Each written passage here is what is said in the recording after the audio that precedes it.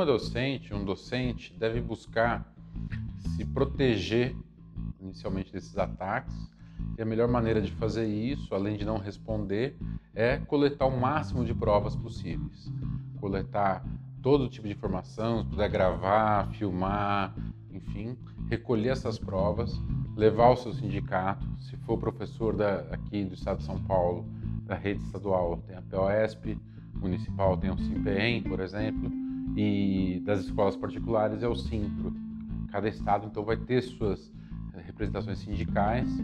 O sindicato tem que se posicionar contra isso, vai dar o suporte jurídico também.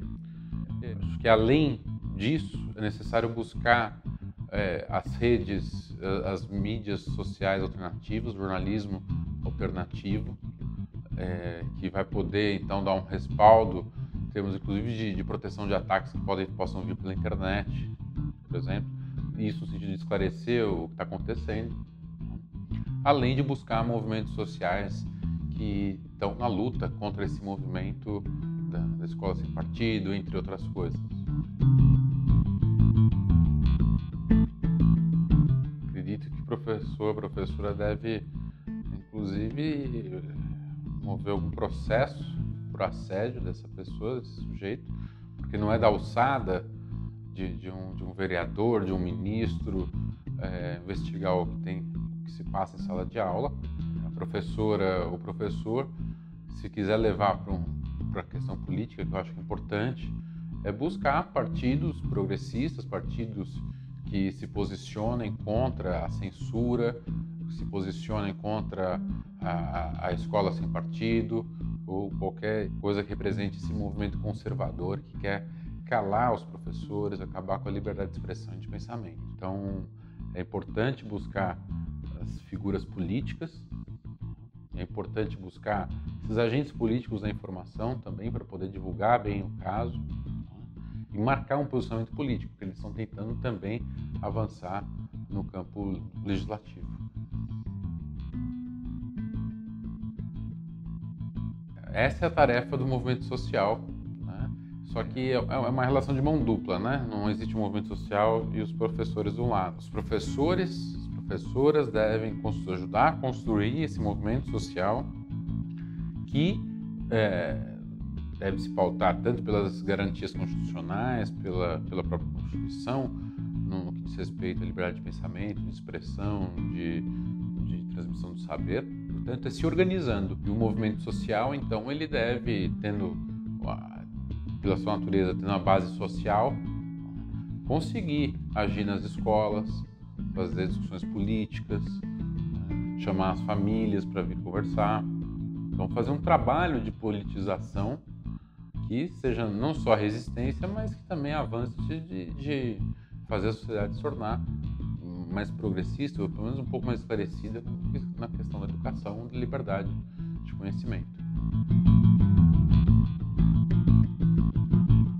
A gente tem um problema, né, faz um tempo, uma raiz neoliberal, que é a destruição da autoridade da figura do professor. No nosso país, professores são os últimos a poderem falar sobre educação, serem chamados para falar sobre educação. E a lógica se inverteu de tal forma, já que se passa a pensar a educação como serviço, que os pais podem ir lá reclamar como se estivessem consumindo alguma coisa que veio estragada, por exemplo. Eu costumo dizer, eu falava isso, eu falo com meus colegas também para falarem, perguntar se algum cliente vai determinar como é que deve ser o trabalho desse pai, dessa pessoa. Ou seja, há muitos questionamentos sem fundamento, baseados em preconceitos e em ignorância. Recomendo um debate sobre um pensador chamado Pierre Bourdieu, para falar sobre capital cultural. Se trata de um conflito, porque na escola o jovem começa a ter uma educação, uma informação que muitas vezes ultrapassa dos pais, e isso gera um conflito em casa que vai desembocar na escola. Por isso a importância do professor ter autoridade, da escola ter autonomia. Isso não significa não dialogar com a sociedade, com a comunidade. Pelo contrário, construir junto, mas sabendo que cada um tem o seu papel. E, fundamentalmente, sair dessa lógica de perseguição punitivista, né, é uma coisa que não faz sentido, que a relação de professores, alunos e pais seja nós contra eles e vice-versa. A ideologia da escola sem partido tem como um dos fundamentos centrais compreender que os filhos são propriedade privada, como qualquer outro bem, né, dos pais. Ou seja, assim como eu não quero que ninguém chegue perto do meu carro e o arranhe, não quero que ninguém chegue perto do meu filho, dessa minha criação maravilhosa, que é tão maravilhosa que é minha, e possa deformá-la daquilo que eu planejei. Ou seja, qualquer criança, qualquer pessoa que venha a nascer, não vai ser educada para se tornar um cidadão ou uma cidadã. Vai ser educada para se tornar um bem de uma outra pessoa e assim ela reproduzir essa lógica com seus filhos. O que está em jogo aqui? Está em jogo pensar numa educação que forma pessoas para a sociedade, e uma sociedade, ela é plural, ela é diversa, ela tem desigualdades, ela tem contradições profundas, porque as pessoas pensam diferente, existem relações de produção, de trabalho que são diferentes, relações de gênero, relações raciais, relações de orientação sexual, identidade de gênero, que constroem todo um mosaico de desigualdades, diferenças, opressões, violências, por exemplo, né, entre outras coisas, nas quais essas crianças vão entrar. Essas crianças vão viver em sociedade, têm que estar preparadas para viver em sociedade, e não apenas preparadas no sentido de aceitar, mas de se envolver de forma a construir uma sociedade mais justa, mais igualitária, né, uma sociedade que respeite as pessoas. E para a gente aprender a respeitar as pessoas, primeiro, a gente não pode tratar as pessoas como coisa, como uma propriedade, como um bem, mas como sujeitos dotados de liberdade, de consciência, de vontade. Seres, portanto, que vão interpretar e viver o mundo à sua maneira. Então, é muito importante que a escola cumpra o papel de educar jovens para a sociedade, diferente da família. A família educa como quiser, mas na escola tem que ser um espaço plural, amplo, reflexivo e que tenha como garantias básicas o que está na Constituição e não o que uma certa religião, fundamentalismo religioso quer que seja. Muito tem se falado sobre ideologia de gênero, mas o que se trata de ideologia de gênero? Ideologia de gênero é uma expressão cunhada no Vaticano nos anos 90, que vai se espalhar pela Europa, né, França, e depois vai para os Estados Unidos, e tem como sentido combater a liberdade sexual, a liberdade reprodutiva, a liberdade dos corpos. E essa expressão de ideologia de gênero ela é construída de forma a inverter a realidade. É como o ladrão que bate a carteira e grita, pega ladrão. Por quê? Porque quem produz, ou o que é ideologia de gênero, é aquilo que já existe. Ideologia, o que é? É o discurso da classe dominante.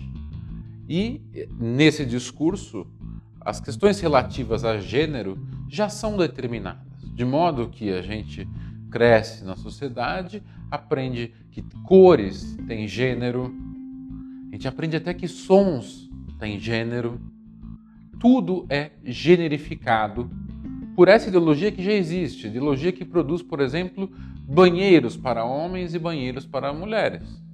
A princípio, um banheiro deveria ser banheiro, mas como forma de conter, por exemplo, a cultura de estupro, você, em vez de educar os jovens, você vai separando. Em vez de educar a sociedade, você separa. Essa é a lógica que está por trás, a segregação. Mas é um processo ideológico, portanto, dessas pessoas que se dizem, que bradam contra a ideologia de gênero. A ideologia de gênero não é o que eles dizem, uma liberdade de reflexão sobre gênero, pensar as relações de opressão de homens contra mulheres, no campo do trabalho, no campo afetivo, no campo da família, no campo da vida urbana, na vida do campo. Discutir gênero é discutir sobre questões profundas que perpassam toda a sociedade.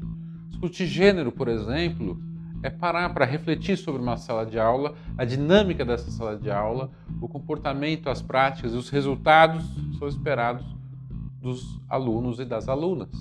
Isso é pensar sobre gênero. Querer dizer que os outros querem fazer tal coisa é porque eles fazem tal coisa. Eles já reforçam o papel de homem e o papel de mulher, e que é sempre um papel desigual, não é apenas diferente.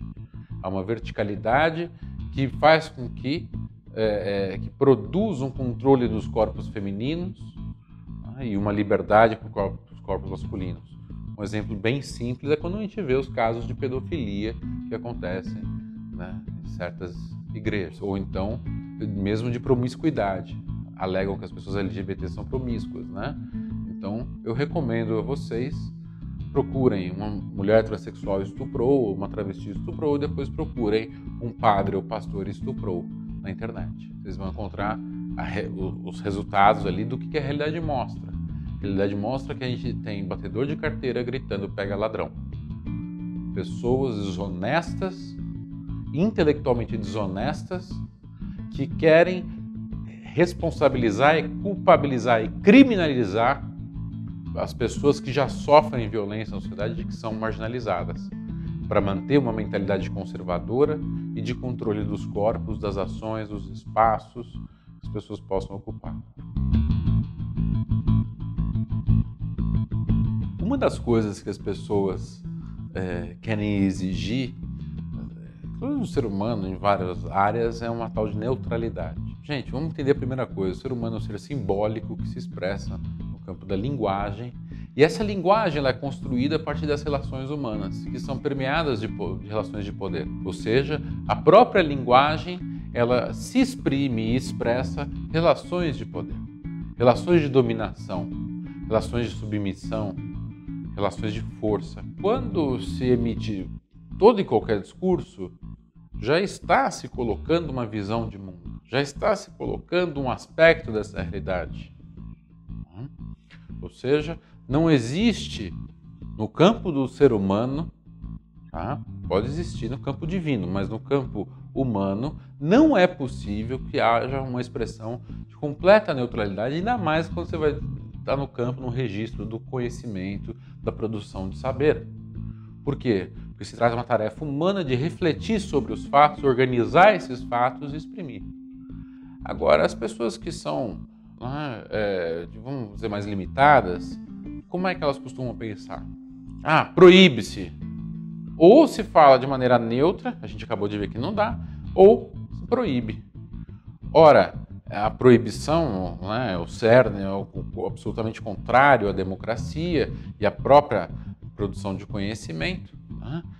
É a censura, é o calar toda e qualquer reflexão e discurso sobre as coisas. A proposta da censura é uma proposta tão tacanha que não permite que uma ideia seja posta à mesa e colocada ao debate. E quando a gente vai falar, por exemplo, de escola sem partido, ou desses que falam que há uma doutrinação nas escolas, talvez estejam falando mais de si no campo das igrejas às quais pertencem, do que de fato o que acontece em sala de aula. O que acontece em sala de aula é a exposição, a enunciação de discursos que são fundamentados por saberes aprendidos na universidade. Tem um lugar, tem uma origem, tem um fundamento que garante esse saber que é discutido em sala de aula e que é posto.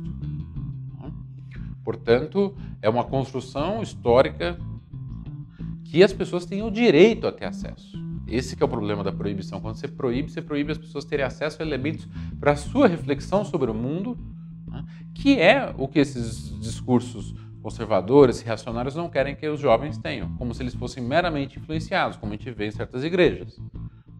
Os jovens têm, sim, capacidade, condições, não são sujeitos completamente passivos. São sujeitos ativos no conhecimento, eles estão refletindo, eles observam as coisas, observam o mundo. Seria até muito cômico se uma professora ou um professor em uma aula por semana, em 50 minutos, com seu discurso que não é neutro e a sociedade inteira mostrando discursos neutros, porque o da grande mídia parece que é neutro, né? E esse professor, o professor em 50 minutos com um discurso que não é neutro, dizem doutrinador, vai fazer com que aquele jovem seja tomado. Isso é o que a gente vê acontecer em outros lugares, em outras instituições, que vem uma pessoa de maneira hierárquica e fala alguma coisa e os outros tomam para aquilo como verdadeiro, sem se preocupar muito com os fundamentos daquilo, sem poder questionar. É da natureza do saber o questionamento. E mesmo o questionamento ele vem na forma da linguagem, que também não é neutra.